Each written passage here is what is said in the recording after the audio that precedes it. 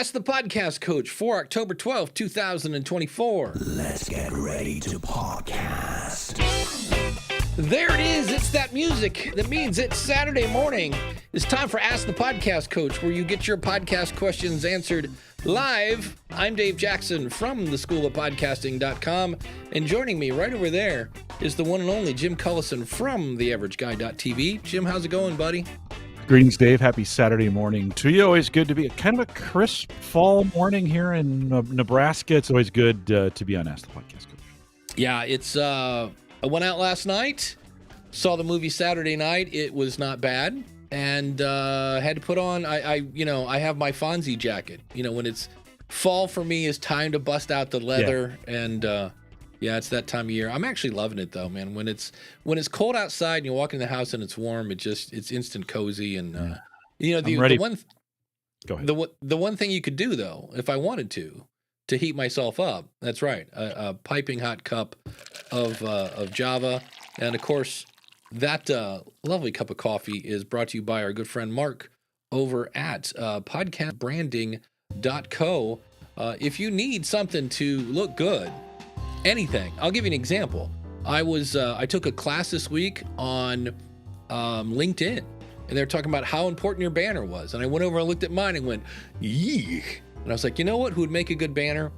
Mark over at podcastbranding.co. He's not just artwork for podcasters, although he's done many, many, many of my artwork. He will do a whole website. He'll do a PDF. He will do whatever it takes. And the beauty of it is he will sit down with you one-on-one. You're not going to get that on Fiverr, and figure out, like, what is your brand? What are you trying to portray? Are you funny? Are you serious? Are you very businesslike? You're just not going to get that from somebody else. And he's a podcaster, so he automatically understands what's going on in the world of podcasting. He's been doing it for almost a decade at this point, and he's got over 500 pieces of artwork. Check him out over at podcastbranding.co.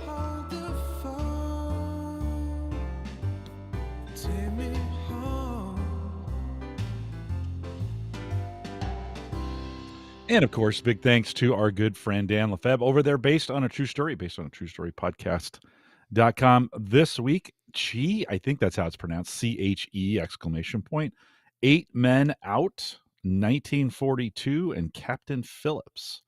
If you want to check it out, you're looking for something new to listen to, or you just want to hear how a really good podcast is put together, check it out today, based on a true story at basedonatruestorypodcast.com. Dan, thanks for your sponsorship. And I was thinking of Dan last night. Like I said, I went to the movies, and they have a thing now where you can advertise in the theater. I have no idea how much this is, but I thought if anybody would fit, it'd be Dan. So admanager.ncm. So Nancy Charlie Marv.com. Admanager.ncm.com. So I'm dying. I have to go over and play with that and see what it is. But this is one of those things where, again, I lost my chat window, and I know it's in here somewhere, but one of the things I wanted to talk about was somebody had requested, I'm on Buzzsprout for this show. Most of my stuff's on Captivate, but this one's on Buzzsprout, and they had requested, like, hey, I'd be interested in, advertising on your show. Well, I'm not just going to put anybody on my show. And so I went over to listen to it, and lo and behold, it was our good friends Kyle and Cheryl from Google Notebook. And, no. And I guess so. Then I looked. It was some it was some technical show, but I looked, and nowhere in there did it mention that it was an AI generated show. And that's what made me mad. I mean, it literally, you talk about somebody pushing somebody's buttons. My buttons were pushed. I went over to their website, clicked on Apple Podcast, and immediately left them a 1-star review. Because for me, it's one thing to use it, right? Or to play. Like, I know Danny Brown is doing a show, and I think he's announced that it's not real people. But for me, it was just the fact that somebody was passing this off as real people, and I was just like, and then so here's the question, right? So I'm like, how are you supposed to connect with a robot? because they're what's fun about it is they always delve into something, strap in, you're going to do a deep dive. That's always in the first minute and a half or so. But I'm like, what if I didn't know this and I really thought Cheryl was funny and I tuned in every week to listen to Cheryl and see what she's up to. And I was like, and then I find out that they're not real. And I'm like, well, that'd be kind of weird to make a connection with somebody who's not real.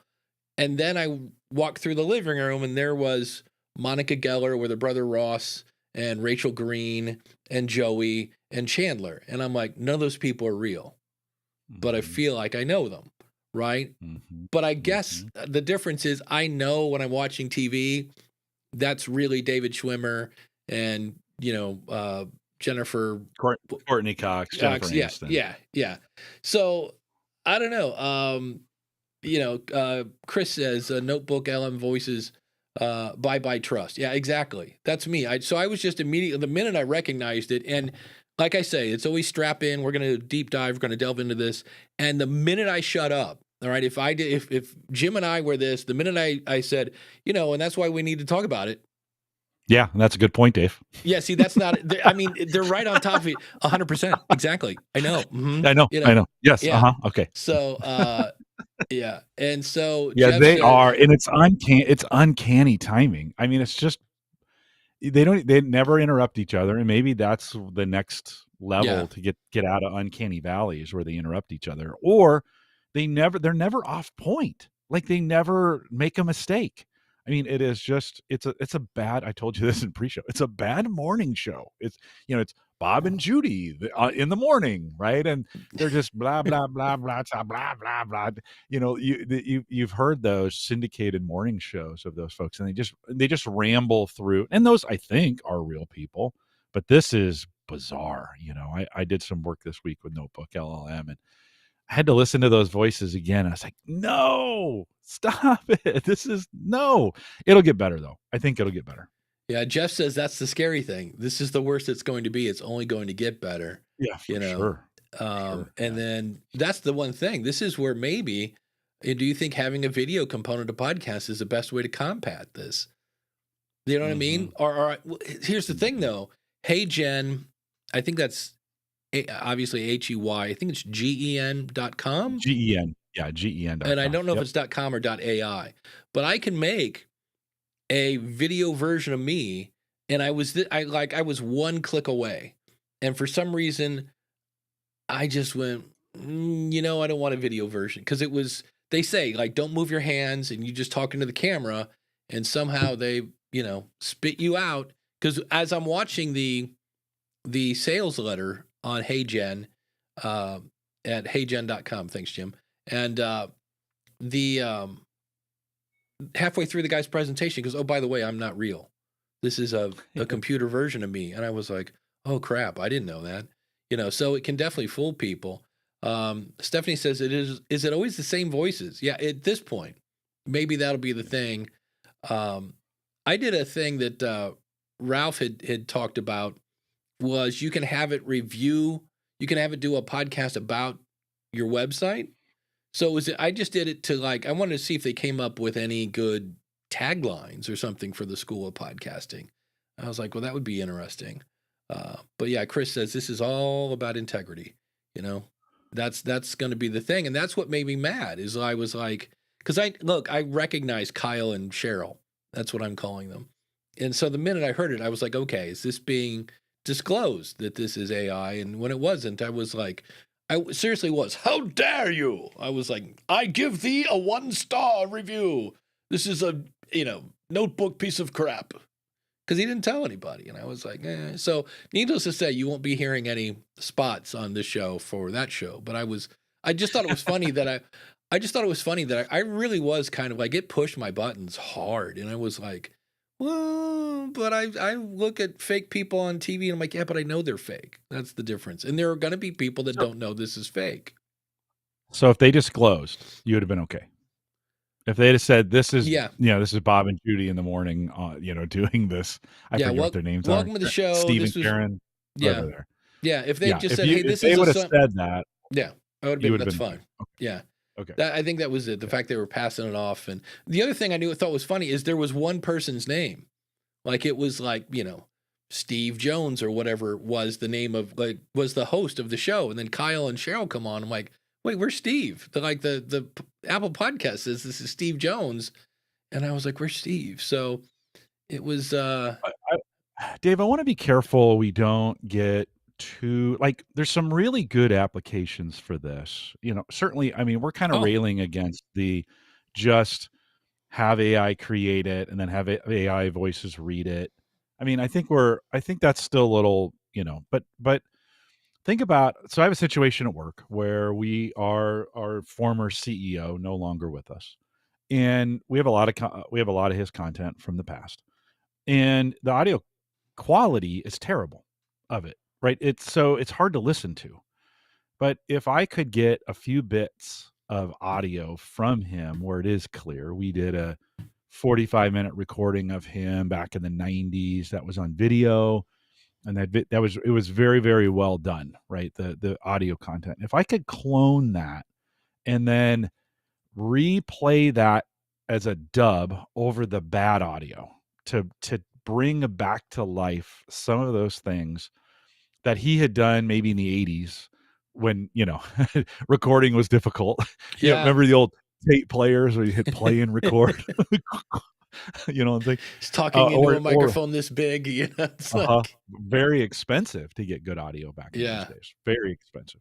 So I think, that's just one application where, and we kind of need to go through some of these uncanny valley experiences where it's just weird to us, and it's fine if it is. But I think we need to go through some of these technology revisions, some of these initiatives, some of these things that we're going to do, these enhancements. There's a word there, I just can't get it out. And to get to the point where like that's a really great use case of I recorded some audio for a voiceover, and it wasn't the quality of the recording wasn't as good as I wanted. And so I used 11 Labs dub, and I put my own, they have a voice to voice, and I have a good voice print now at 11 Labs. Sounds good. I like it. To run over the top of that and clean it up from an audio quality. It just mimicked to me what I was saying, but it fixed the audio. That kind of stuff doesn't happen if we don't try some of these experiments with AI and voice and some of those kinds of things. So I want to be careful not to throw out the baby with the bathwater, as we say, in this, because I think there's going to be some really good things that are going to help us get better audio from our stuff. Or I'd love it if I could do a podcast and then go in, and you can kind of do this in Descript today, right? Go in, clean up the script that Descript makes for you, and then have it redo it in my voice, but take out all the ums and the mistakes I made and whatever. Again, that doesn't happen unless we try some of these things. So I just want to be careful. I know sometimes we rail, and I've seen the comments out there and stuff. We gotta go through some of this, I think, to get some really good tools for it out on the back end. Yeah. Steph has a question about this. And I just learned something as you were talking that I was like, well, that's different. She says, I want to have a rapid fire question on my podcast. And I was thinking of using AI to have my guests say things like, let's do it, or I'm ready to kick off the rapid fire thoughts. That's a no-no in my book. Never make a guest say something they didn't say. Like if, you know what I mean? That would be a no-no in my book. Well, unless they give you permission to do that. I mean, think about this. Yeah. You have a guest on an interview. This happens to us all the time. They say something, and then later on they go, can you fix that? Now, to get them back in the studio, re-record it, you're going to have different audio levels, whatever. If that would be a perfect thing to say, okay, here's the text we're going to change it to. Are you okay with that? Yes. Run that text through AI. Let it say it the way they want. I think that's okay, right? Yeah. Well, when I think about this now, you're having your guest say, I'm ready. Maybe that's not such a big deal. You know what I mean? But I just get worried about making anybody say anything that they didn't actually say. But if they messed it up. Right on. You know what I mean? But it's saying, let's do it. Okay. Yeah. It's not like they're going to go, hey, I just listened to the episode. Because number one, guests don't listen to the episode because, they were there. They don't need to. And I never said I was ready for the lightning round. It's not like they're going to call back. So I rescind my initial knee jerk reaction. I just, No. It's a good one, though. It's a good yeah, one. I think it's valid. You make a good point. We listen. We have to be careful. 11 Labs, when you're doing a voice clone, they make you say a sentence that's a really weird sentence, and you're like, yeah, "Why is this?" It's because you're signing it in your voice. Like that's so that I don't just grab a bunch of audio from something, clone it, and then I could make either one of the current presidential candidates say anything that I want. I'm sure that's actually happening already. oh yeah, So, no joke. there's some integrity. There's some things in there that we got to be very, very, very careful of. But it is, I think I don't think you're wrong to Yeah, have that kind of reaction. I just think it's time. Listen, we've talked about this AI stuff for the last, I don't know, 5, 6, 7 weeks. And as we were chatting in pre-show, I got the feeling that you were like, let's stop talking about it. Like yeah. we've talked about it enough. No, we're on the cusp of some really, really interesting things. I'd kind of gotten bored with podcasting last year, and I was kind of like, there's nothing new, blah blah, dynamic ad insertion, blah, blah blah blah ads, whatever. I just kind of got bored with it. This new AI stuff and thinking about voice and voice prints and voice quality and some of the things we can do with it, some of the things Descript is doing with it, some of the things I use Auphonic, some of the things they're doing with it. You just kind of go Otter AI. I mean, there's getting to be some really, really helpful tools. So I think we should continue to give it heavy scrutiny, but realize that it's coming. The train is coming. How are Well, we going to embrace this in a way that makes sense? well, here's the interesting thing. Let's play a little Kyle and Cheryl here. I told Kyle and Cheryl to go look at the School of Podcasting .com and Ever think about starting a podcast? I mean, it's such a cool way to connect with people, right? Share what you love. But I totally get it. All the tech stuff, microphones, editing, it can feel like everyone's speaking another language. Yeah, it's a whole world in itself, isn't it? It's Yeah. easy to get lost in it all, especially when you're just starting out. For sure. That's what this deep dive is all about, right? deep dive. This time, we're learning from the best, Dave Jackson from the School of Podcasting. All right, we get the idea. So, but on the screen, so I did that yesterday. Totally forgot about it. Listened about that much of it and was like, all right, yeah, it's Kyle and Cheryl. But then I come in here today and I didn't realize they've made a study guide. They've got common questions. It's basically making a guide for you to learn whatever the heck. And in this case, I just put them at my website. So if I go into the study guide, and I have no idea what's going to come up here, so that's always kind of fun. Well, right now it's a lovely spinning blue ball of just sit here and wait while it's generating a new note from this. But apparently, because I was on a webinar, here we go. What are the common mistakes podcasters make? How does Dave Jackson experience qualify him to teach others about podcasting? Interesting. So it's, it might give you some ideas for episodes or I just need to look through this, but I didn't realize it did all this.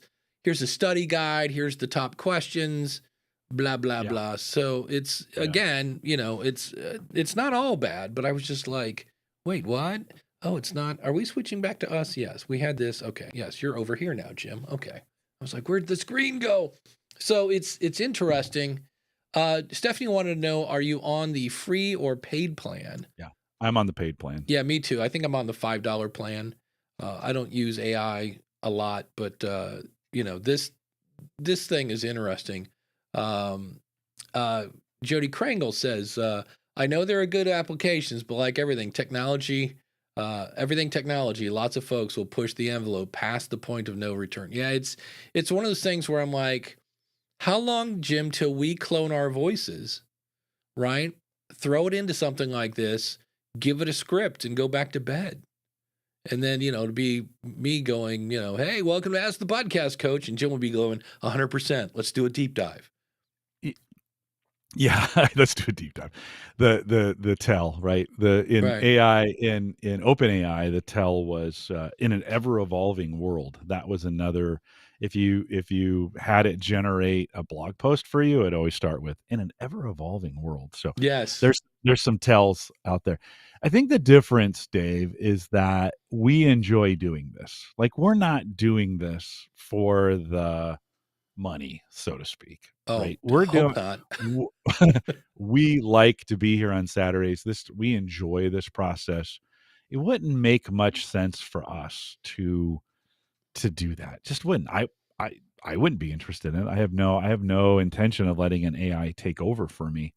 I So mean, that's why we we could wouldn't. yeah, we could program a bot that when you type in your question, it would somehow send the answer. There's got to be a way to just automate this to where, because I've already had companies that have Oh, uploaded for like sure. every episode of my stuff, and then you ask it a question. I'm like, yeah, I kind of don't like that, and they're like, why? And I'm like, because I charge people for that. You know what I mean? Like, so. Yeah, yeah, yeah, Jeff has a yeah. great point. Jeff C says we must figure out how to rise above and find the new ways to be authentic.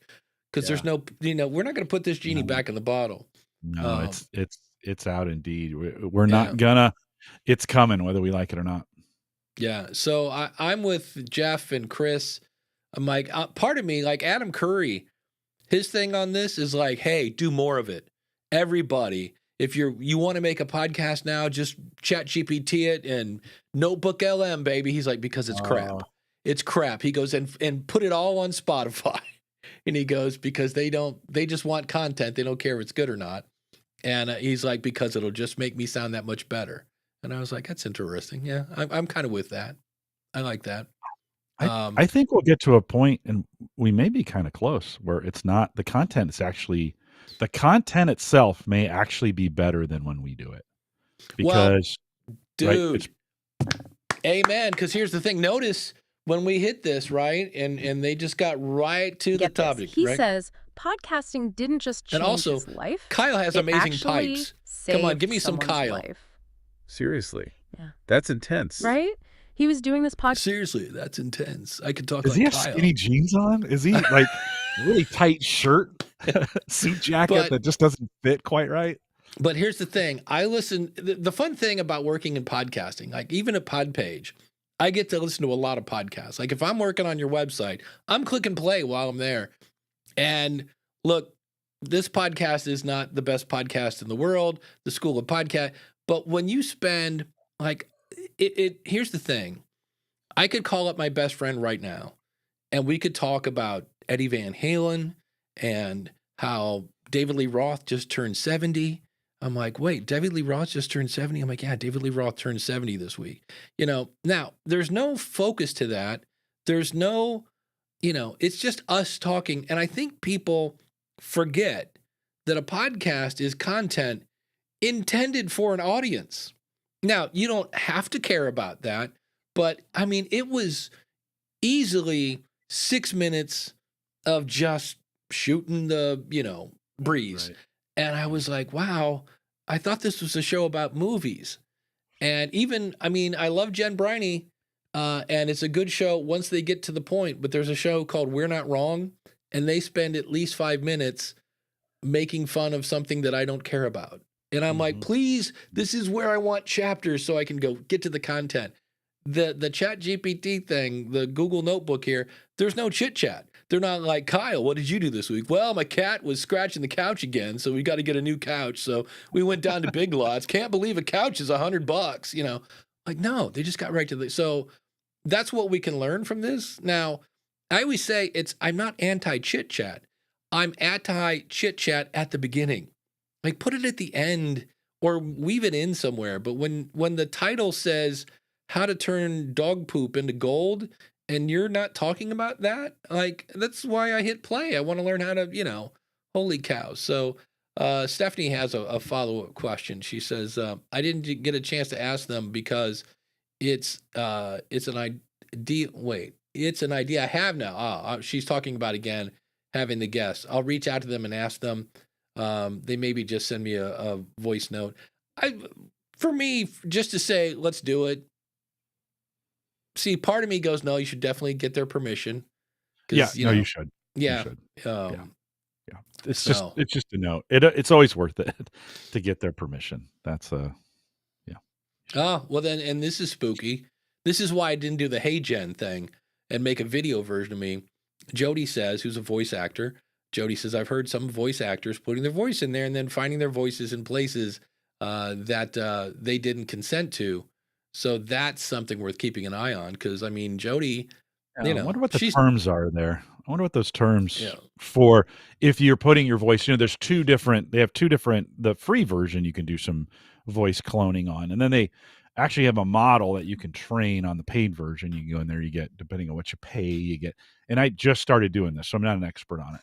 But I actually liked some of the work it did on the free version before I bought it. The paid voice, the training I did on the voice, I put 2 or 3 hours worth of my voice in, and then I put in, the text and had it read it, and it read it really slow with no emotion kind of thing. And I thought, oh, okay, I'm gonna have to do some training on this. The voice actors, if that's what we're gonna call them, Jerry, Yeah. you may be offended by me saying that about them, but those voices that are on 11 Labs, the canned ones, I think they've spent a lot of time working on those voices and training those things. I think if I want my voice to do the same thing based on text, I think I'm going to have to do some work in there to get it the way I want it. The way I say things. The other thing that may be is you may play those back of your voice. It's like listening to your voice the very first time when you do recording, and you're like, "Oh, that's me," because you hear yourself different, right? You have a idea in your head of how you actually talk, and that's not actually sometimes the way you talk. So when you Mm. hear yourself Yeah. the first time, you're like, "Oh my god, this is terrible." There may be, you feed in 5 or 10 hours worth of your audio that you've done on your podcast, and you have AI do its magic to it, and you have it read some sentences, and then maybe after it reads some, maybe you should read some and just see, is it all that different? Mm. You may have your own impression of how you sound that it's actually different from what's real. So that may be something. Just keep in mind, we all have this impression of ourselves. I do this sometimes too. I'll look in the mirror and I'm like, gosh, when did I get so old? Because I have this, right? You have this image in your head of when you were younger. Oh, And, man. I look at myself all of about, 10 seconds a morning when I'm, just get to make sure my hair is going the right direction. Right. And so we all have, and I think sometimes this pertains to our voice too. I think we have some idea of how we come across, and I'm not sure it's always accurate, right? Well, that's the fun thing. You If know, they go back and make a voice imprint of the early days of the School of Podcasting, my voice is, it's an octave up. yeah, it's like, Right. hey, welcome to the School of Podcasting. I'm Dave Jackson. I'm like, wait, what? Who is that? Holy cow. You know, what was I, Yeah. 12 when I started? Um, Gary says, I'm using AI to help with workflow. I have to do an economic update video every 2 weeks. So I created a GPT to structure my episode scripts based on new data. Makes the process quicker. See, that to me, yeah, it's an assistant. If you're having AI do your hobby for you, you should probably look for another hobby. That's a great point. If you're podcasting for business, use AI. Passion versus profit. That's from But if you had at Jive. but if you had a disability and you Mm, couldn't speak, or yeah, this is the right. I mean, there are some things we've got to get to this point. There's some things that may help. And again, these are all edge cases, and I'm not trying to rebuke or say anything to right. anybody, but there's some edge cases on this one. But it could be helpful in a situation where maybe you're not able to speak like you need to, but you got great writing content. And so how great would that be is if you're a writer but not a speaker, to be able to write it and then have a AI voice actor, so to speak. Again, Jody, sorry, but to AI voice do it for you. They're not technically actors because they're not really alive. So I'm just going to call them a voice. And that could help with the disability. You Yeah. know? Jody says, if you don't enjoy it, why the heck are you doing it? So Yeah, yeah, why yeah. clone your voice just to hit a button? Well, because there are people that are lazy. That's basically it. Oh, And in some cases, they've been told, look, this person, they're sleeping. Throw it into ChatGPT. Do this. It'll make the courses for you. I saw one. Literally, it was like ChatGPT will make the script we'll write the copy, we'll make the course, blah, blah, blah, 3 easy payments, $317, click here and be a millionaire. And I was like, that makes me want to curse. I was like, no, it's not that easy. I'm like, is it possible? Yes. Is it guaranteed? I don't see that there on the page. So that's No, it's certainly not guaranteed, but it could be helpful. I mean, maybe yeah. you're a great writer, Oh, and not a great speaker. Like this is, I want to be careful on this. I mean, there are people who are way better writing than they are speaking, and if they could oh, write out their podcast, I remember Randy Cantrell in the early days. He would write. I think I've heard him say this on his podcast. He would write out the script and have it all ready, and then he would go through and read that. And he'd put that script online. Um, I think he's moved away from that, but some of us may just be better at writing, and so having that AI voice cover it for us may be less distracting. Just to be 100% honest, those AI voices get it pretty good. And if I'm stumbling and I can't read things and I'm not very good at it, when you're trying to read something oh. like you've been recording your book, right? So yeah, It's hard. it's And hard. what if you And could just clone your voice and let AI?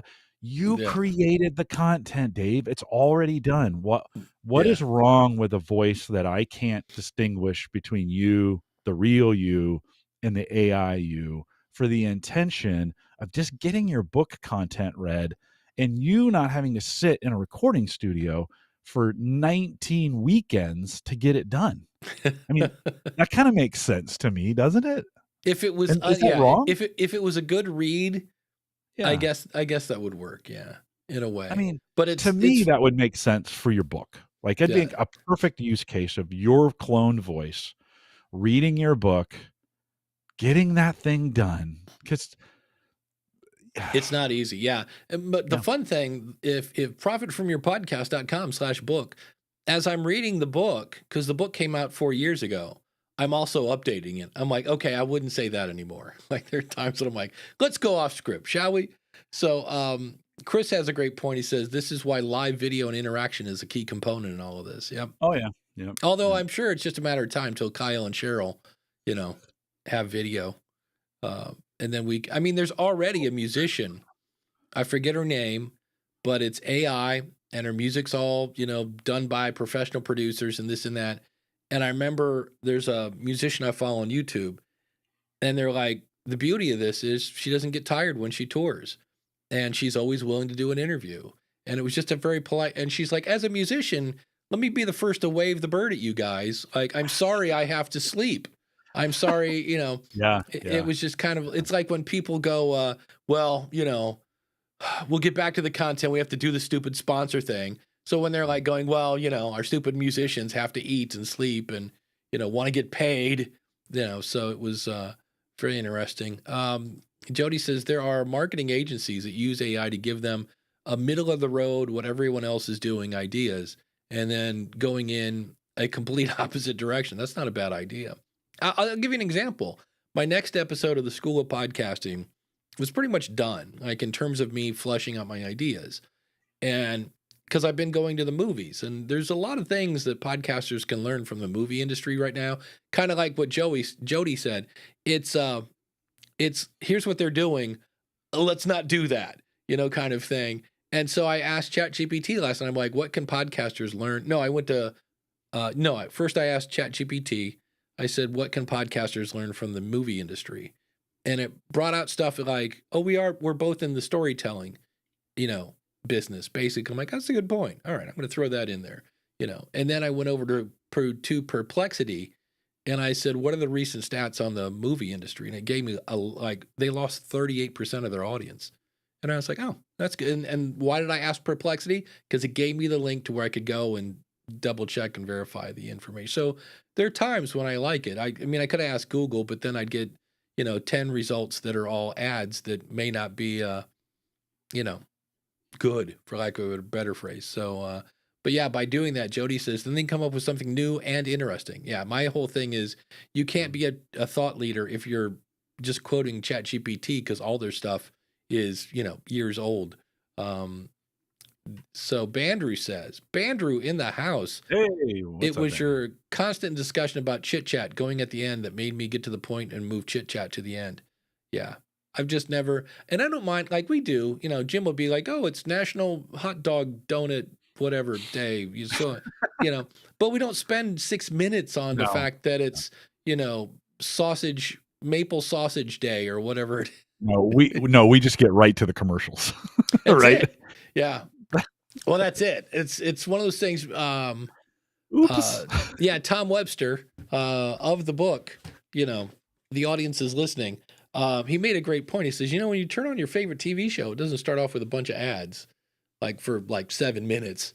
Then I'm like, you might have an ad before it starts, but like in the, but there are ads in your shows, by the way. Every time you see somebody at a desk and they just so happen to have their laptop open and you're seeing the Apple logo, trust me, they're Right. getting paid to have that on that. Yeah. Steph says, I like when people have chit-chat at the end to fade out of the podcast.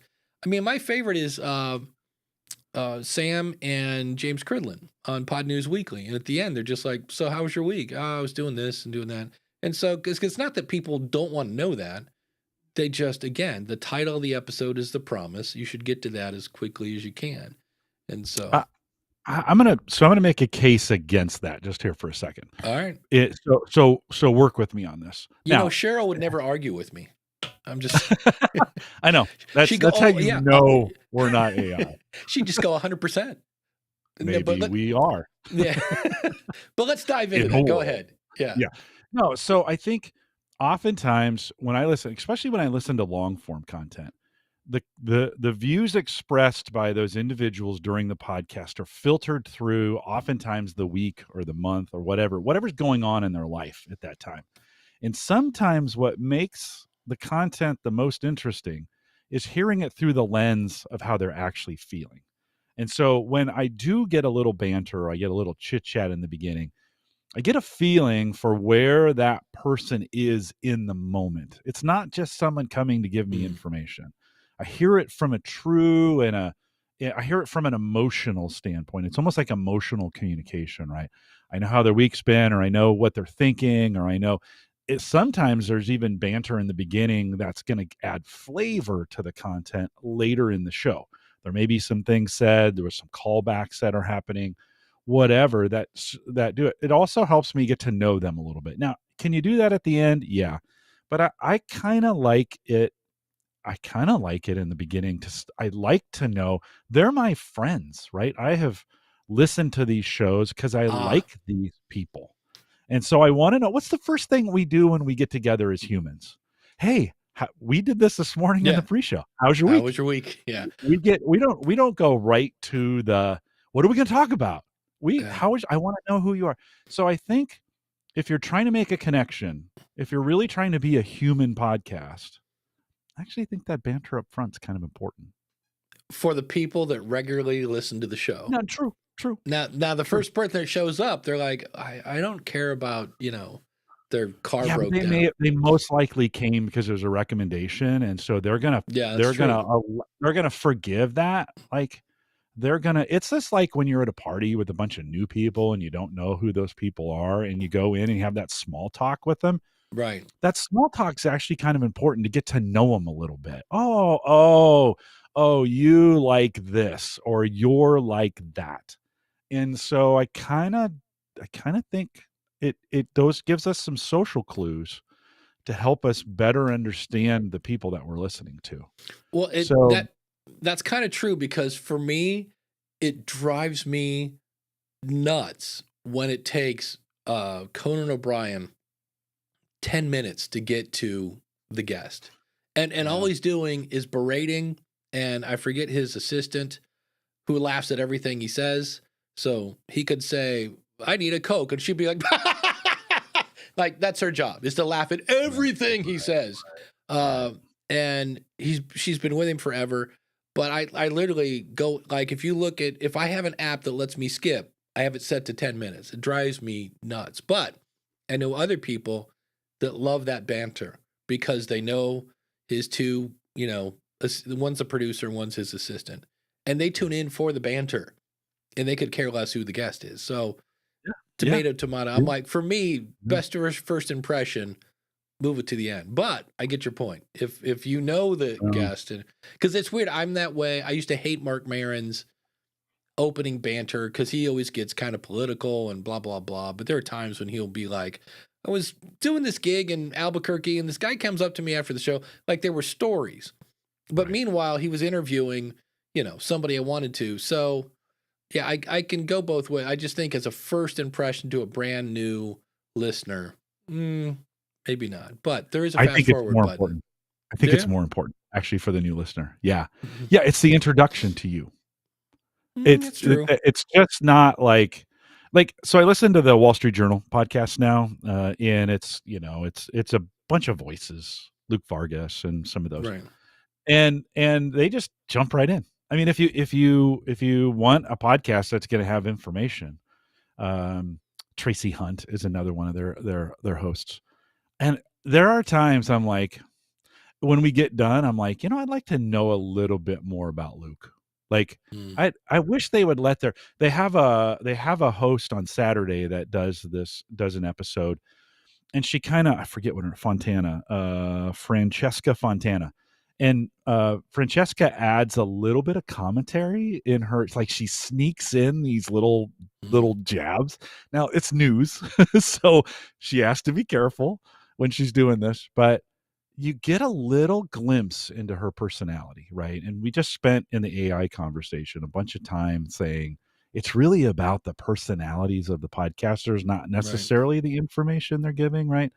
And so I think for a new listener, it's even more important that they get a glimpse of who you are.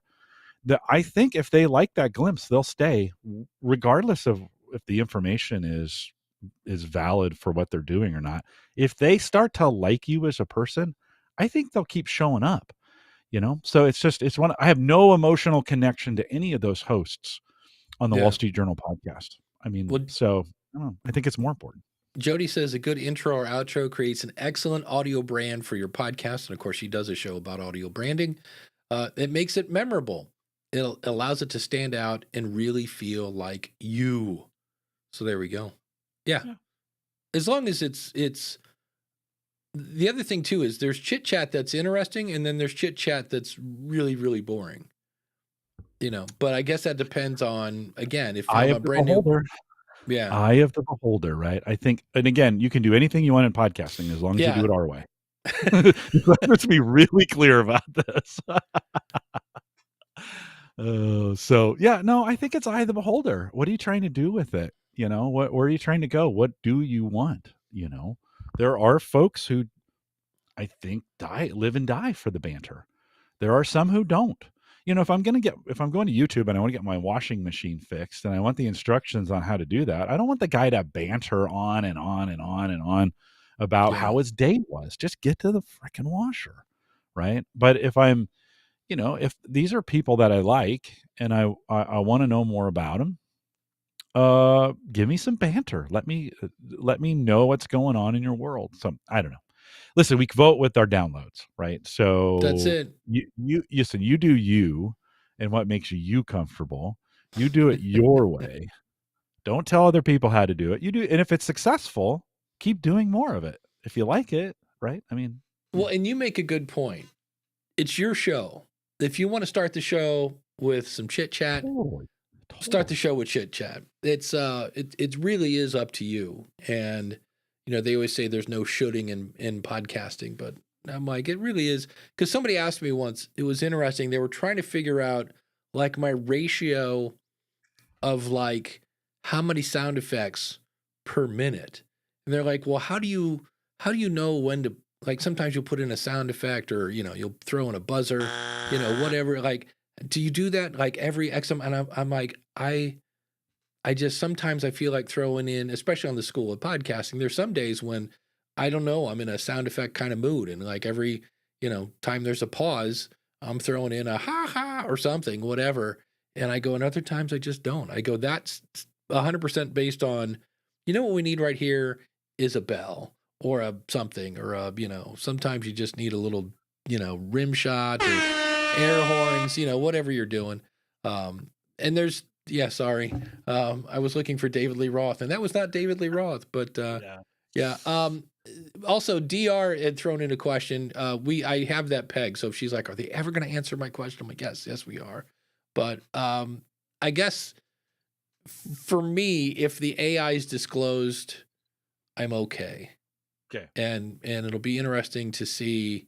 I noticed in that clip we played that we now definitely hear them breathing, and I hear them somewhat not stutter, but they'll be like, well, maybe, So it's like Jeff said, this is as bad as it's going to get. So it'll be interesting to see, what's Yeah. where Yeah. it goes in the future. Yeah. Yeah. So, but Listen, go you ahead. do you. You do you on your podcast. Don't let anybody tell you how you should do it. You can ask questions. Like there's guys like us and other people around the world who are giving you advice on how to do stuff, but listen to all that stuff and then do it your way, because you might be onto something new that when John Dumas started doing his podcast, nobody was doing it that way, right? And I shouldn't say nobody. I'm sure there were a few that were trying, Right. Not but not a business, not his no, topic yeah, daily. No. yeah, yeah. Yeah. And so just think through this. Just be thoughtful with it. Do it the way that makes you happy and you content, and you the way you like it. You can listen to us if you want to, but listen to you in Yeah. doing this, and do it because you like doing it, or you like doing it because you're making a crap ton of money doing it. That's okay too. If you're making a crap ton of money and you like it, that's okay. Keep doing that as well. That's when I'll get really offended, is when Kyle and Cheryl start making more money than I am at podcasting. I'll be like, Yikes. damn you, Kyle. So yeah. But Dr. had asked a question. She says, I know that both of you have several podcasts and regular jobs, a life. How do you work your specific time management? I'm thinking of starting a show on my own and trying to find the time. This is actually not coming out this week at the School of Podcasting, but probably the week after that. Anytime you say, I want to add, what are you subtracting? Because there's only 24 hours in a day. So one of the things I subtracted is watching live television. I never, underline bold, never watch live television, because I can fast forward I can watch a whole football game in about 20 minutes. And you end up with this weird, like, on the remote, it's up, left, enter, and then it plays. And then, because they run, they fall down. As soon as they're down, you hit fast forward, you see them get up, they walk back to the huddle, they what about it, and then you hit pause, and then you play. And you can go through all the commercials and the 87 shots of Taylor Swift clapping in the booth. You just fast forward through all that stuff. Because in theory, a football game is an hour, and you just fast forward through the boring parts. But that's one of the things I do. Jim, how do you handle time management? The other one. Go ahead. Here's a hot take that I think most people aren't going to like. Oh, we actually have way more time in our schedules than I think we do. I think we tell ourselves, and we do this in the American culture, we do this better than anybody I know. We say all the time, "How are you?" "I'm busy." Oh, "I'm so busy. so busy." "God, I'm busy. So busy. I'm busy. I'm so busy. Busy. We're just busy. I think we've kind of told ourselves that we don't have any time for anything because we're so busy. I think if you actually took a hard look at your schedule, you're less busy than you think. And I think there's large swaths of time in there that are pretty wasted. Like you're not really doing anything. Okay, maybe not you. I'll speak for me. There's large swaths of time in my schedule that I'm just goofing around, right? And we need some of that goof around time. We need some of that relaxation time. We need some of those things. But I think time management starts with honesty. Like taking a good, hard, honest look at what we're actually doing and saying, do I need it? And if I don't, stop doing it. And I think there's gigantic spaces in there where we're just wasting time. And I'm not talking about relaxation. I'm talking about sleeping. Please sleep. Yes. People need sleep. So please do that kind of thing. And I'm sure there's a bunch of you screaming at me right now because you are so busy, you're angry and you're frustrated. Well, that, my friends, maybe you need a few less things in your schedule. Maybe you need to lighten a few things up a little bit. In some cases, you're going to need to cut some stuff. If you want to add something in, you're going to have to cut something out, right? To get that done. I just know for me, I have a hard time saying, like, oh, I didn't have time for that, because I did. I just chose not to do it. Right? I chose not to, like, my garage is a mess. I think today I'll finally Oh, get out there, and it would be super easy for me to blame all kinds of other things on not getting to it. I've been so busy. No, actually, I just didn't want to do it. I didn't want to get out there and do it. So, not you. I'm talking about me on this one, but I think we all have a lot more time than we think. the other thing you can do, I use Toggle on my website, but I bought one of these, and it's a Yeah. little kitchen timer with magnets on the back. I didn't realize I had magnets on this, and I'm like, well, I got to be careful with this on my desk. I'm gonna like start ruining mini disc or whatever. But I can set a time on it and then hit stop, and it starts counting down. But even better, if I stop this and then clear it, is when you go, okay, I'm gonna work on this for, how long has it taken me to do this? And now it counts up. And so it's one of those things when this is on in front of you, and it's what's fun is I remember there's a thing called tomato. There's something training where you go 25 minutes on, I forget for so many minutes off, and I will go, okay, so I will set this to 25 minutes and then I will hit start. And I'm amazed at how ADD I am, because I will look up and I'm like, I've only been doing this for 6 minutes. How am I already on YouTube watching something I shouldn't be watching? It's that's the part that gets me. And Jim has hit the nail on the head. On Sundays is my podcast day, and I will start working on the School of Podcasting around 1 o'clock. I will publish it around midnight because I have all day to do it. Now, there are other days when I got to do this and then I got to do that. And like this week, I got to do 2 podcasts on Sunday because I'm going on this trip. I got to pack a suitcase. I got all sorts of stuff done. What do you know? I got the podcast done in about 2 hours, maybe 3 hours, and it's published. Because why? Because I got to do another one. So there are times when I think whatever time we give ourselves to do something is how much time it takes. And one of the best lines from this movie last night was, about Saturday Night Live. They said, we don't go on because we're ready. We go on because it's 11:30. It's time. And so I'm doing research. I did some last night about the movie industry. How does this apply to podcasting and yada, yada, yada. I got a fair amount of stuff, and I'm recording that tomorrow. Now, I could keep doing more research, but I got to have an episode out on Monday. So whatever I have is whatever you're going to get. And hopefully that's good stuff and it brings value. Yeah. But, Well, and the other go thing I ahead. do is my family knows, unless you've lost a limb, do not call Dave on Sunday. Sunday is his podcast day. And, it's just one of those things where they know, and they'll call. If they call, they're like, hey, I know it's podcast day. Like, I just need to know, do you know where the key is to the such and such? And I'll be like, it's under the toolbox in the garage and the blah, blah, blah, blah. Okay, great. Thanks. And they're gone. So it's, setting expectations. Let your family know. Yeah. You mentioned Parkinson's law, right? Which is the amount of time, Mm-hmm. or the old adage. This is reading this here. It says is that work expands to fill the time allotted for its completion.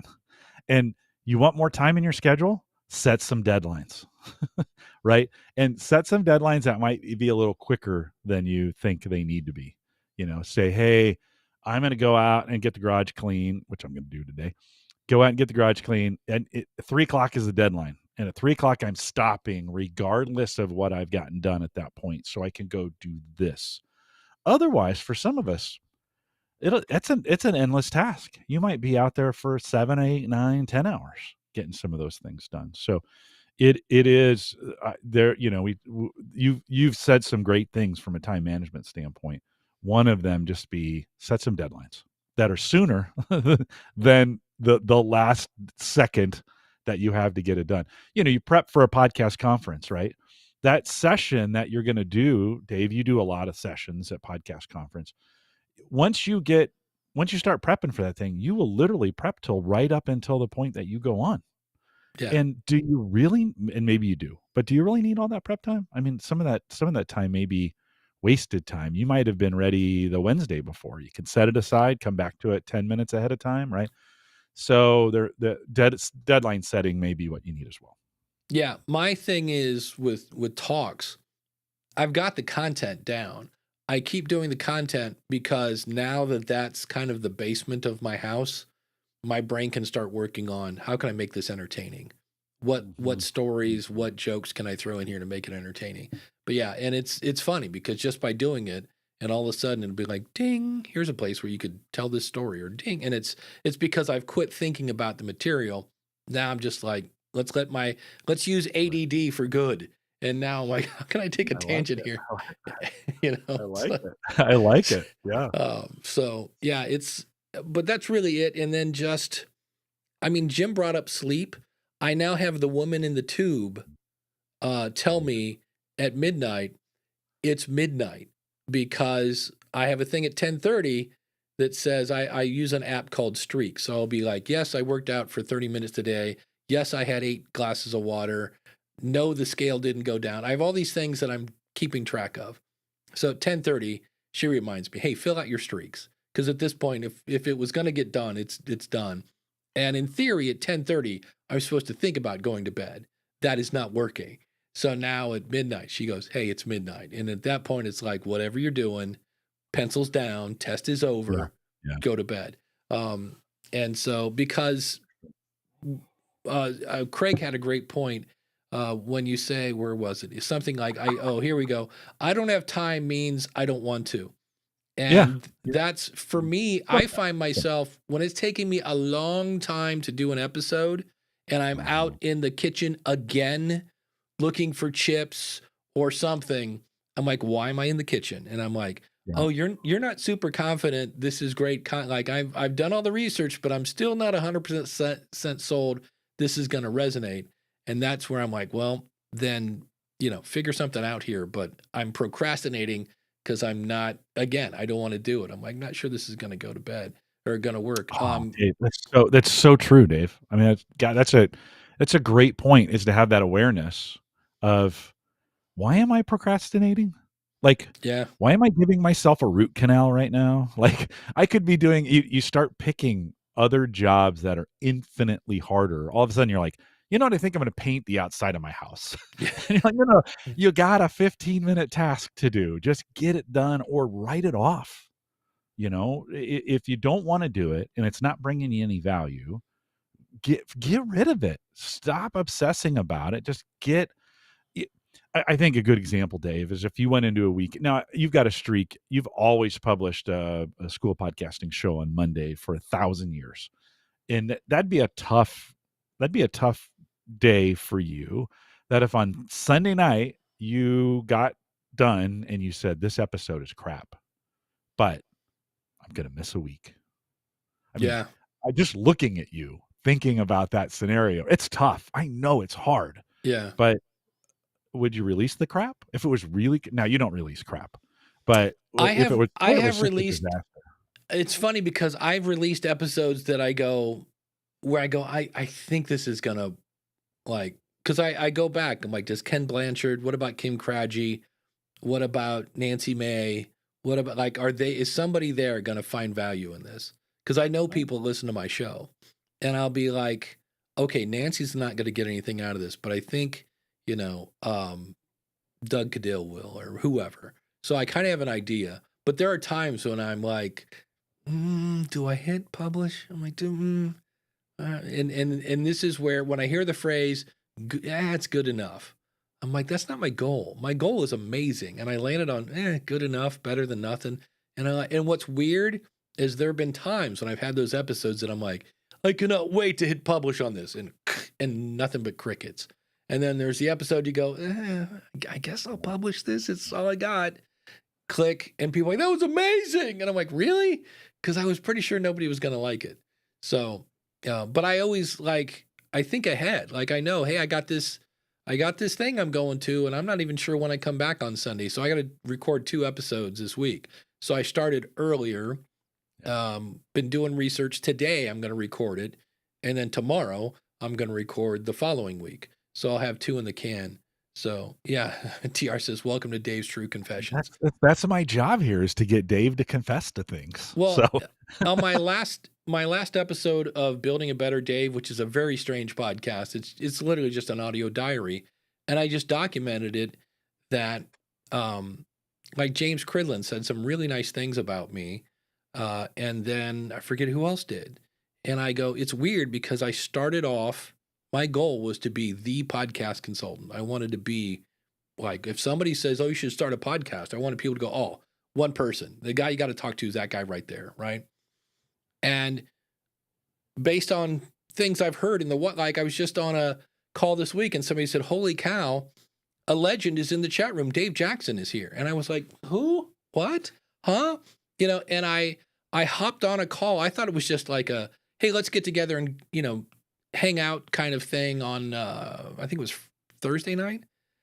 And when I popped in this guy's room in his podcast on his StreamYard, it was interesting, and I didn't understand it because he literally was like, it's Jim Collison." Like, like he, for a good 15 seconds, maybe even a minute, he could not put out a sentence. Like, he was just freaking out. And so on one hand, that was my goal, to be the guy. In fact, Joe Pardo, God bless him, gave me the nickname. He's like, "Oh, you're the Dave Jackson." And I'm like, what does that mean?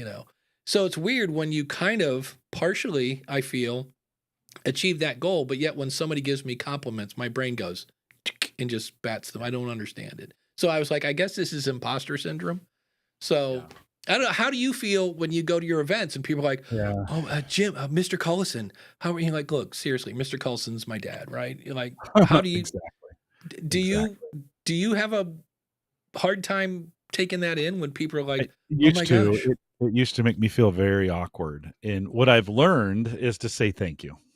It's such an easy, someone will come up and say, "Oh, I really whatever." And you're like, "Well, thank you. Thanks for listening," or "Thanks for doing that." And then I try to quickly turn it to them That's and what I say, "You do. know what? Thanks for all that you do. Like, the work that you're doing is super important. We couldn't do what we do if you weren't out there doing what you're doing."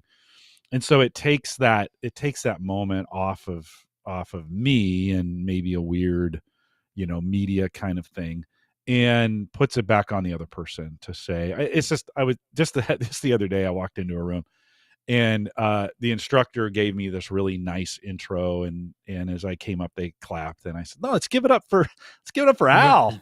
I try to diffuse that, and everybody laughs, and then we get down to business. But thanking, like, listen, if someone comes up to you and they recognize you and they're like, "Hey, you," like, that took a little bit of courage on their end to do it. You're a big deal to them. And the don't make it awkward. Just say thank you. Say Yeah. thanks. It's great to meet you. Thank you. Tell me a little bit about you. That's like that saying, "Okay, enough about me. Why don't you tell me some more about me?"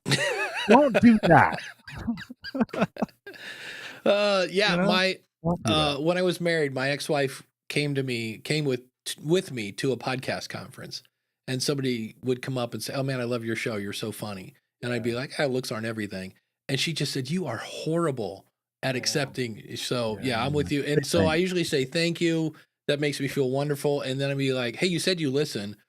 And then I just turn it into a customer survey.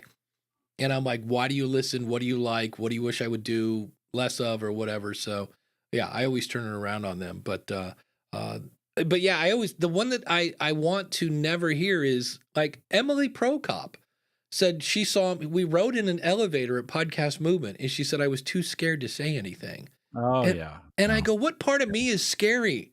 Like, my bottom teeth are a mess, but other than that, I'm like, Well, but Dave, it takes some courage when you meet somebody for the first time and if you're mildly famous in the podcasting space, and that takes some courage the first time to come up to somebody. I would think, like, if I ran into Adam Curry in an elevator, right. I would be at first, I'd kind of like, I don't want to be that creepy dude that is like, you're Adam Curry, right? I went, or John C. Dvorak, or any of those, Yeah. right? You run into Joe Rogan. You'd be at first. I'd be now. There's some people who have no problem with that. They'll jump right in and do those things. But I don't. I'm always a little cautious, and I always kind of think maybe they don't want to be talked to today. That's kind of what stops me. Is like, Yeah. maybe they had a hard day already, and they don't want another person to talk to. It was so funny. I met Michael Learned, which you don't recognize the name, but you would in the 70s because that's the mom on the Waltons in a Chicago airport this year. And I'm like, I saw her walk by and I was like, hey, where do I know that? I know her from somewhere. And then it dawned on me, like, after she was gone, like, that was the mom of the Waltons. And I go to my gate and there sits Mama Walton. And I called my sister because my sister knows like any trivia from when I'm like, who is the mom on the Waltons? She's like, it's Michael Learned. And I'm like, okay, thank you. And I'm like, I'm gonna go say hi to Mama Walton. And she's like, all right, that's cool. Like, all right. So I hang up the phone, I go over and I go, are you Michael Learned by any chance? And she goes, I am. And I go, I grew up watching you. And she goes, well, because she's, 80 something now, right? And she made her day because she probably doesn't get recognized anymore. And I said, my family would sit around and watch you growing up. She goes, I do that now with my grandkids. And we had a great time. And then I got to watch her purse as she went pee. So I was like, I'm calling my sister. I'm like, I'm watching Mama Walton's purse, But yeah, I was always like, you don't want to be, there's a new singer, Neo Pot. She's got two names. Most people do now that I think about it. But she's gotten way famous super quick. And is kind of saying, hey, can we get some boundaries going here? So I always don't want to have that person like, hey, are you Michael Learned? And she goes, oh, yes. What? So you never know what you're going to get. So what would be great is if you said that and then she said, wait a minute, are you Dave Jackson? And then then you have that moment, right? That would be funny. How fun is that? It'd be a fun. But the one people I'm never afraid to talk to are our awesome supporters. You can be an awesome supporter by going over to askthepodcastcoach.com/awesome. And there we go. The show is brought to you by the School of Podcasting, where you can get step-by-step courses. You've got unlimited coaching. And this week, my buddy Greg is a guy who did not grow up with computers, and we met probably 3 or 4 times this week, getting him up to speed, and I'm teaching him file management and all sorts of fun stuff. So it's unlimited coaching because it's unlimited. And then you have an awesome community as well. Use the coupon code COACH when you sign up. And we use Podpage. Now, if you want to check out Podpage, go to trypodpage.com. Or if you want to learn Podpage, go to learnpodpage.com. And right now, you're watching us use Ecamm. If you go to askthepodcastcoach.com/Ecamm, and Ecamm has 2 M's. And if you need more Jim Collison, and who doesn't need more Jim Collison, then just go over to theaverageguy.tv. Check out his show, Home Gadget Geeks. Always a good time over there. And it's time for the new featured Wheel of Names from our awesome supporters. Will it be Greg over at Indie Drop-In, or Ross, or the girls over at Keep the Flame Alive, or Craig from AI Goes to College? We will find out as I spin the wheel. Round and round it goes. And it's Randy Black, Bible-Bites. If you're looking for some inspiring faith, one bite at a time, you'll see a link in the show notes when you're listening to this later. But Randy, thank you so much for being an awesome supporter. You should be like Randy and go over to askthepodcastcoach.com/support. And as we continue on, if this show saved you time, saved you money, saved you a headache, or maybe we just kept you educated, again, go over to askthepodcastcoach.com/awesome and be an awesome supporter. And don't forget, when you sign up as an awesome supporter, we give you a giant shout out when you first join on board, and you get the show advertising free, because I'm now letting Buzzsprout put in little snippets along the way. So if you're tired of those little snippets, so yes, Craig from AI Goes to College was like, oh, so close. And Jody, I'm always pulling for Jody Krangle, because she's always out here in the that chat room. So Thanks for everyone for doing that. Here's a fun question. How are we doing on time? Perfect. Because we're talking about starting and using AI. Here's one. It said, this is from Jordan Wing. It says, so to try to keep a long story short, I've been wanting to start making some kind of content and creating a kind of brand for the longest time, but I don't have many of the technical skills or resources and want help and advice getting started. So I wanted to start there. You don't have to be super technical. If you've ever attached a picture to an email, then you can upload an MP3 file to, your media host. If you've ever been in the car and your jam came on and you turn up the radio and you're like, celebrate good time, right? And then the phone rings and then you turn down the radio so you can hear the phone. You, my friend, know how to mix audio. So it's not quite as crazy as you think it is. It says, I have a lot of ideas and a good vision of what I want this to be and where I want to take it, but I know I have to start somewhere. Yep, right where you are is a good place in my book. I don't have much of any experience in editing or design, but I'm kind of tech savvy, which is interesting because up there it says, I don't have many of the technical skills, but down here they say I'm kind of tech savvy. So I'm a little confused. As far as equipment, I don't have much. I have a couple of good microphones, an iPad Pro and my iPhone, and that's pretty much it. I don't have a great space to film in at the moment. There's the fun magic word. Remember, not every book needs to be a movie. So I figured I would start maybe with podcasting and small form content from my iPhone. Not a great choice. I do want to grow, though, and eventually have a YouTube channel and more. I live in LA, but I don't have many connections. I work in retail, and I want to do this eventually, make it a job. I just don't really have an idea of where to start. If anybody has some helpful advice or is willing to listen to my ideas and help me get started or tell me things I need to get in order first, I would be very grateful.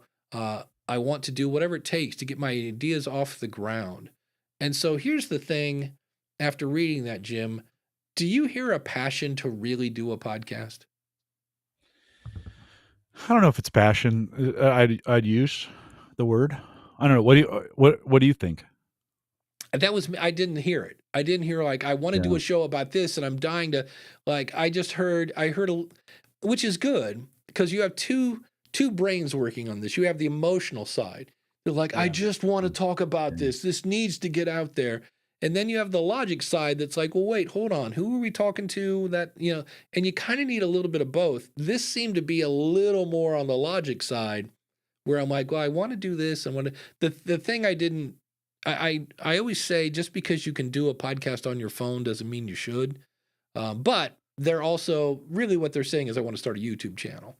When I see that at the end, blah, blah, blah, YouTube channel, blah, blah, blah, film. And I'm like, okay, so you could just set up your phone, horizontally and talk into the camera. And that would be a place to start. Start with what you have. You don't need now, again, the number one thing in video is the audio. And so I would get some sort of lavalier or something to pin on you and, throw that into the phone. But to me, again, you don't have to be that nerdy. I always recommend starting with audio but as we mentioned this morning, well, if you do video, people know you're not AI, and that may be more of a thing going forward than we think. But just make some stuff. Just get going. Yeah. There's so much, and I get it. Listen, I get it. I get why there's all the analysis. You've never done it before. Some of those. I think I had the advantage, Dave, when I started podcasting, I had been on somebody else's podcast for about a year and some change. And they kind of broke me into all of that, the mics and the lighting and the setup and the conversation and how it works. And so, it was almost like podcasting with training wheels to be on somebody else's show as, just as a fill in. They did all the mechanics of it. So I never started a podcast from scratch. I mean, I guess I kind of did at work. We started those podcasts from nothing, but I had a built-in audience still at that point. So it was, I've never had to go. I think about when I hear that person, I think about a person who doesn't necessarily have a built-in network. The average person probably just doesn't. Yeah, you got some friends on Facebook and maybe some LinkedIn stuff. But say you go to create a podcast that's completely different from a lot of the things that you're doing. It's a tough row to hoe if you're starting from scratch and you don't have all those connections to get that podcast to, and you release it and your first one gets 12 downloads.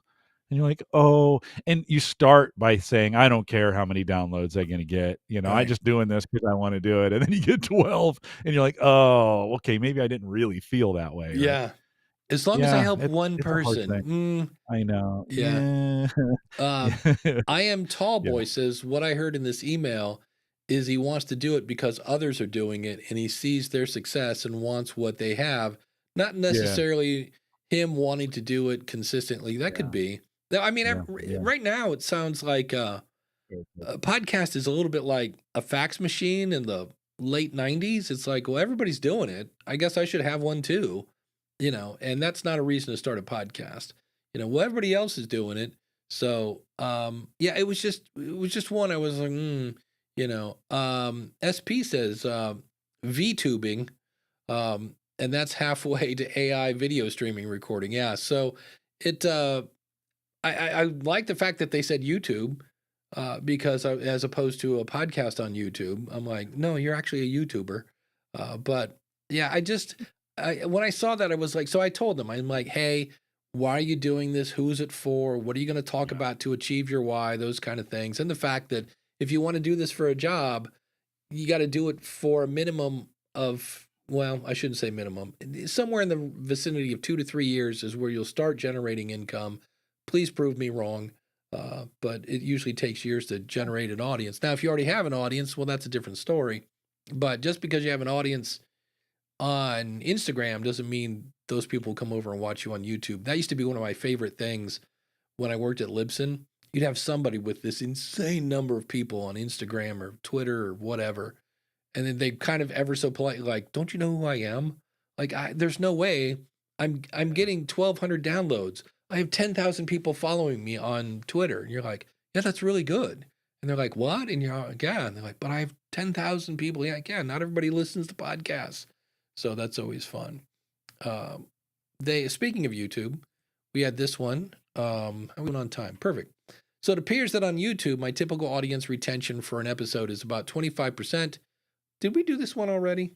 This seems, anyway, 25%. I couldn't say what it is on the usual podcast platforms. I can't guarantee, but I would strongly guess that it's higher than 25%. On usual podcast platforms because there's not a metric that anyone else can check for.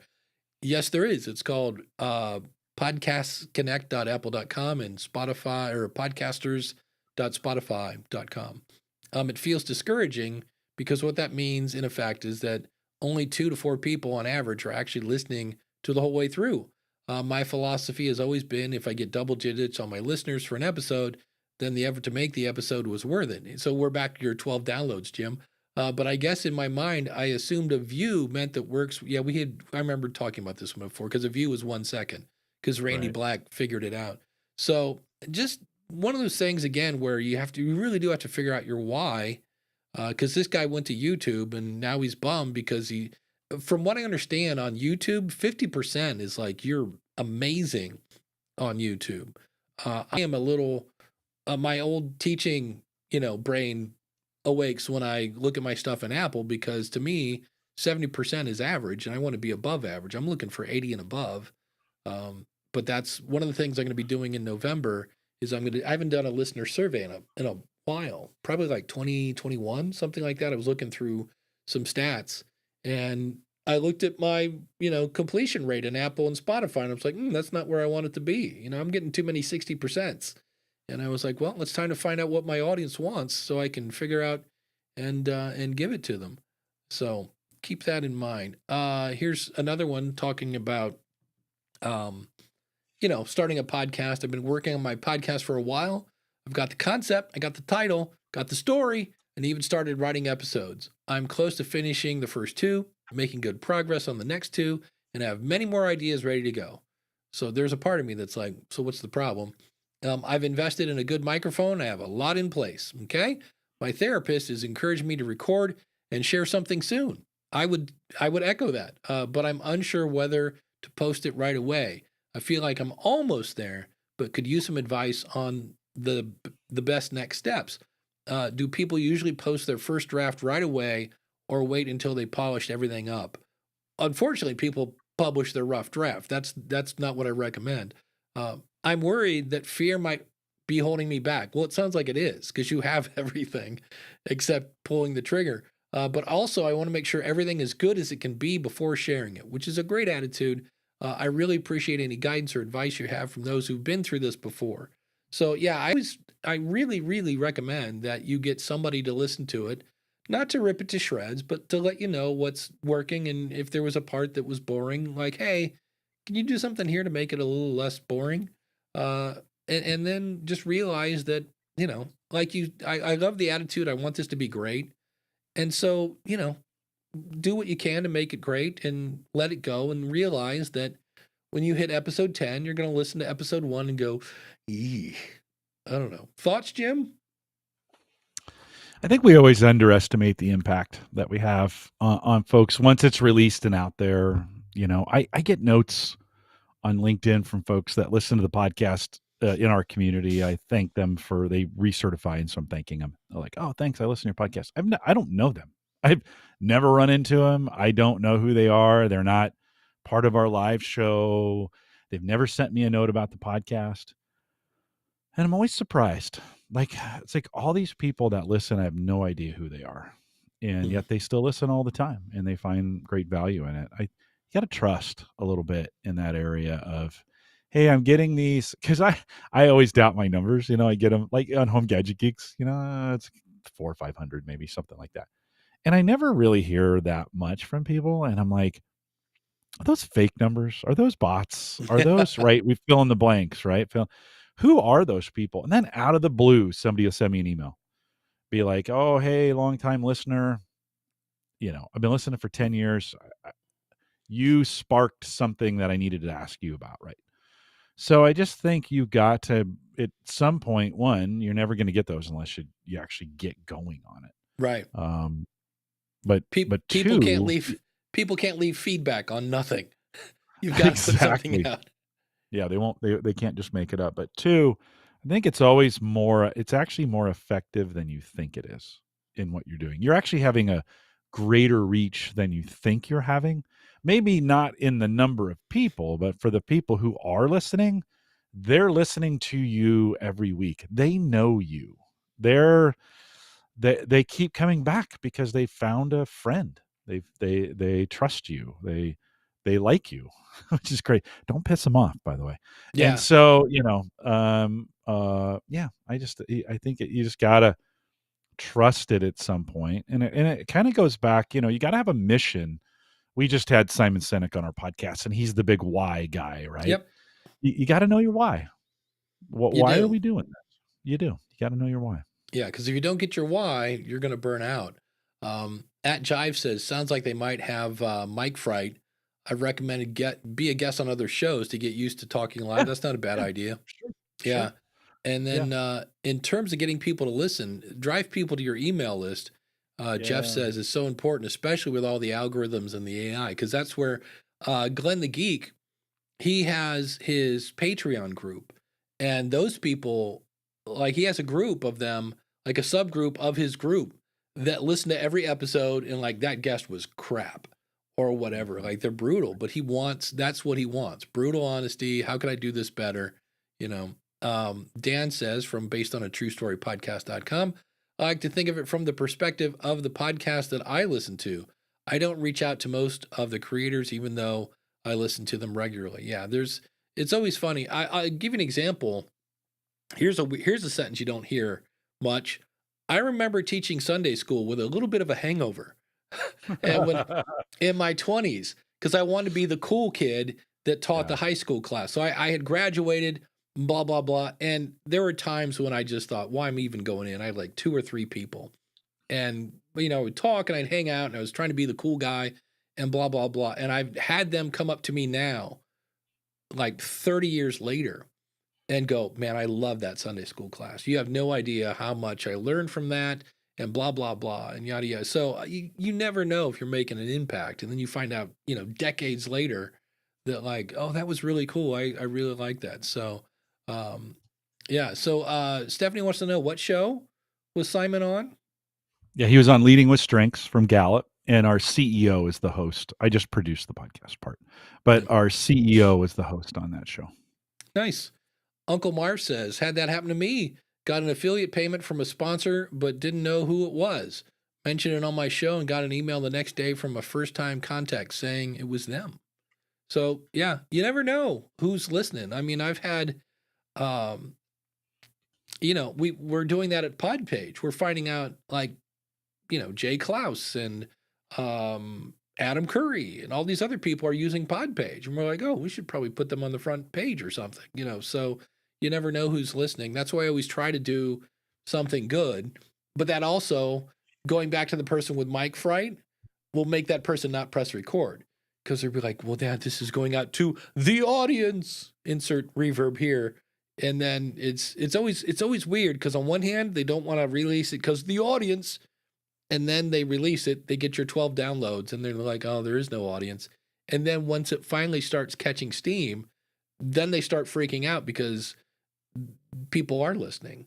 So it's always this weird roller coaster when you first start to go that way. So at any rate, let's hit the music. Jim, what's coming up on? I know we're like 4 minutes early, and I'm like, you know what? I'm like, we're kind of done. I want to make sure. Oh, we forgot to do this. Holy cow! Yes, exactly. Thank you to DR for the $20 super chat. We'd really do a Mouthy Broad Media over there. And again, you could get the show. I mean, not that I don't like super chats, but you could. She does this every week, and I'm like, okay, it's fine. I appreciate it. Thanks, DR. Yeah, appreciate that. I tried this morning to download a new money falling GIF, but the one I downloaded wasn't transparent, so it didn't work. So I'm trying to figure that out. But I definitely deleted. I had the subscribe thing that would occasionally pop up. And so I made a new folder that says, Ask the Podcast Coach resources, do not delete. And so once I find the right stuff, I'll put that in there. And all the fun dancing money and, all those fun-filled buttons will be showing back up. So, but Jim, what's coming up on Home Gadget Geeks? My good friend Mike Uyghur, who was a previous co-host of the show, is back. We talk a little bit about Meshtastic, which is kind of a way of, it's kind of cool creating think about Discord, except it's private and it's in your neighborhood. And it's all done wirelessly. So kind of interesting. Meshtastic is the technology behind that. Lots of good chat and some good updates from Mike. It's available right now because I set a deadline to have it done before the show. HomeGadgetGeeks.com.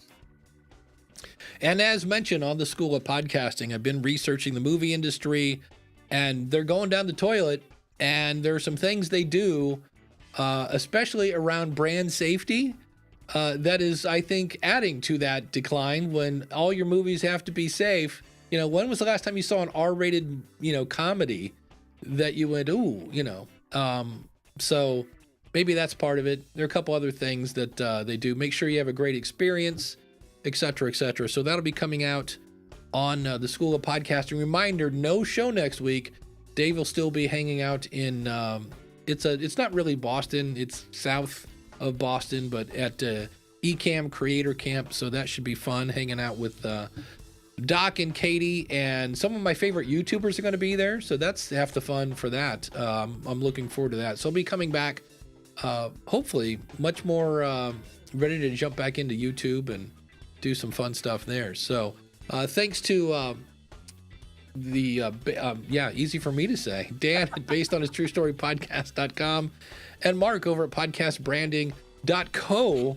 It's the place to go, and use the coupon code COACH when you sign up at the School of Podcasting. We will see you in 2 weeks. Take care, and we'll see you soon.